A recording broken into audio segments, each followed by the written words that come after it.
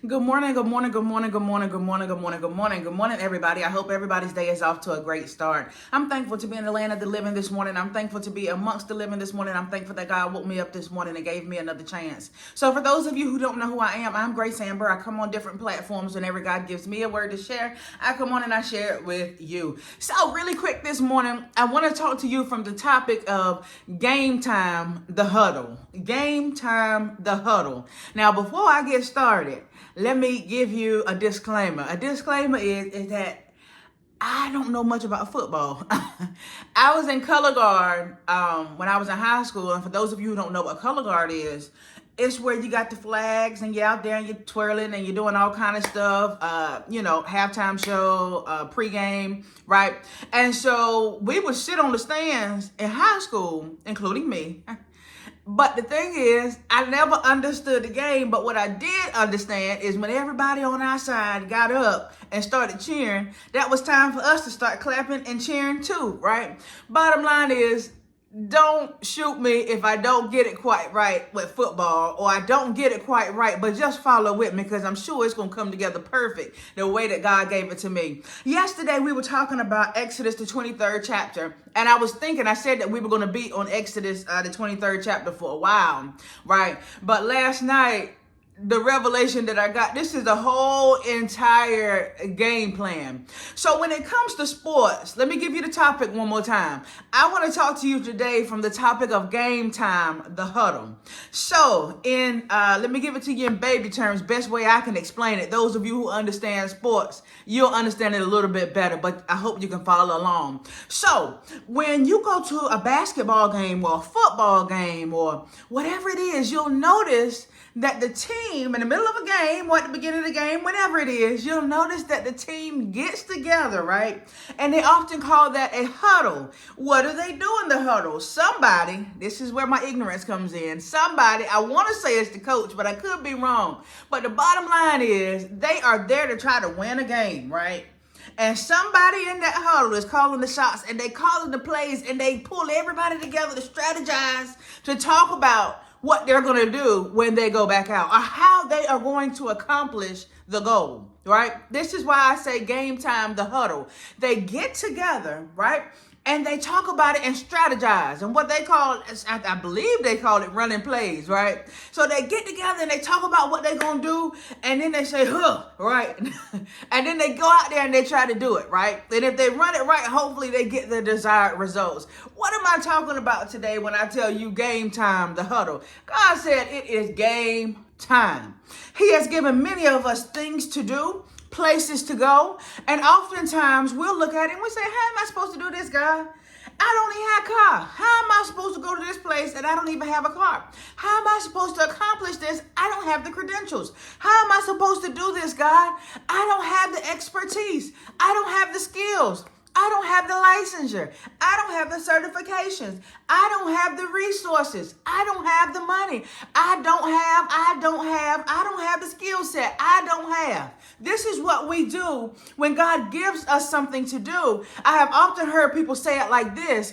You will know that the vision or the task or the dream comes from God when the only way that you can accomplish it is with God. So if you get an idea and you can just do it all with your assets and your resources, many times people will say that's not a God-given dream, but God will give us things that are difficult for us to do, things that we can't do by our own might and our own power, because he understands that we will be able to accomplish it through the help of the Spirit of the Lord, right? So at game time, the people get together and they get in a huddle and they talk about what each person is to do, right? And then they go out after they say, they go out and then they try to do that thing, right? Well, many of us are saying, God, how am I supposed to do this? God, you know I can't do this. You want me to write a book and I can't spell? You know I'm about illiterate. God, you telling me to write a book or start a blog, or you want me to speak and I stutter? God, how am I supposed to do this? God said, go to the word. He has a game plan. God said, it's game time. Come in the huddle and let him tell you how you're going to be able to do what it is that he told you to do. Let's go there. Exodus, the 23rd chapter. Go down to the 20th verse. I'm going to start there. This is a whole game plan. God said, if it's something that he's giving you to do, stop talking about how you're going to do it. And what you ain't got, I don't have, I can't, how am I supposed to do it? God said you can do it. Let him tell you how. Turn with me in your Bibles to Exodus, the 23rd chapter. Let's go down to the 20th verse and listen to the game plan. Come on in the huddle. It's game time. Let God show you and tell you how you're going to accomplish what it is that he has told you to accomplish. How will you get where it is that he has told you to go? Let's go. See, I am sending an angel, God talking, ahead of you, to guard you along the way. How you gonna get there? Just pay attention. He's gonna send an angel. This is the play. Listen to the play so you can run it, right? Come on in the huddle and listen to this thing. See, I am sending an angel ahead of you to guard you along the way and to bring you to the place I have prepared. God, how am I gonna get there? I ain't got no car. God, I don't know how to get there. See, I'm sending an angel ahead of you to guard you along the way and to bring you to the place I have prepared. Pay attention to him.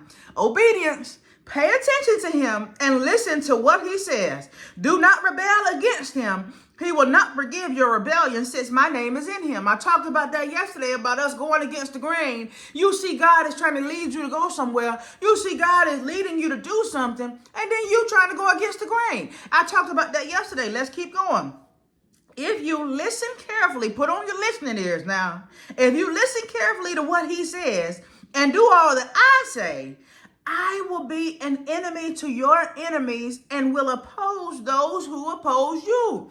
You saying, God, you telling me to go sit at that table and you know them people don't like me? You telling me to go there and you know that I have enemies there? God said, just be obedient. Follow instructions, listen to the game plan, do as I tell you to do. Don't rebel against what I tell you to do. And guess what? If you listen carefully to what he says and do all that I say, I will be an enemy to your enemies and I will oppose those who oppose you. God said, don't worry about what they gonna do when you get there. Whatever they do when they get there. God said, I will make your enemies my enemies, and those who oppose you will be opposing me. Just follow the game plan. Come on in the huddle, listen to the instructions, play it back if you need to, right? Because I'm recording this for you, and follow instructions. Follow the game plan. This is the play. Come on in the huddle, right? My angel will go ahead of you and bring you into the land of the Amorites, the Hittites, the Perizzites, the Canaanites, the Hivites, and the Jebusites, and I will wipe them out. Look, my angel will go ahead of you and bring you into the land of wherever it is that God is telling you to go, right? Just go. He gonna lead you and how to get there. Do not bow down before their gods or worship them or follow their practices. God says wherever it is that he's told you to go, when you get there, don't do what they do. Don't assimilate. Because you and them are cut from two different cloths. God said he sent you. They're not God sent. You conduct yourself the way that you're supposed to conduct yourself. Let's keep going with the game plan.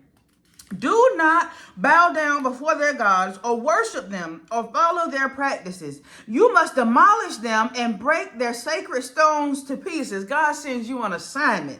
He's got a specific thing that he wants you to do when you get there. Worship the Lord your God, and his blessing will be on your food and your water. I will take away sickness from among you, and none will miscarry or be barren in your land. I will give you a full lifespan. God said if you would just run the play, just like he told you to do, guess what he gonna do for you? He said that he will take away sickness from among you. His blessing will be on your food and your water. None will miscarry or be barren in your land, and he will give you a full lifespan. I will send my terror ahead of you and throw into confusion every nation you encounter. This is where the scripture where you hear people talking about confusion in enemy's camp. God said, just run the play, do what he tells you to do, be obedient, don't go against the grain and rebel against what he's trying to do, and he's going to cause confusion in your enemy's camp. I will make all your enemies turn their backs and run. I will send the hornet ahead of you to drive the Hivites, the Canaanites, the Hittites out of your way. Whatever your enemy or whatever your opposition there, God said, listen, I'll orchestrate something to make them get out your way so you can do what it is that I got for you to do. Will you follow the play and be obedient? Let's keep going. But I will not drive them out in a single year, because the land will become desolate and the wild animals too numerous for you. Little by little, I will drive them out before you until you have increased enough to take possession of the land. God said what he got for you in hidden places. If you would just run the play, come in the huddle and listen to the instruction and run the play and do what he tell you to do. And if you will be obedient, guess what he's going to do in return for you? He's going to make it yours. You're going to possess that thing. Take possession of it. Let's keep going. I will establish your borders from the Red Sea to the Mediterranean Sea and from the desert to the Euphrates River. I will give into your hands the people who live in the land, and you will drive them out before you. Do not make a covenant with them or their gods. Do not let them live in your land, or they will cause you to sin against me, because the worship of their gods will certainly be a snare to you. What am I talking about today? There are some of us who God is telling to do things and we think we can't do it.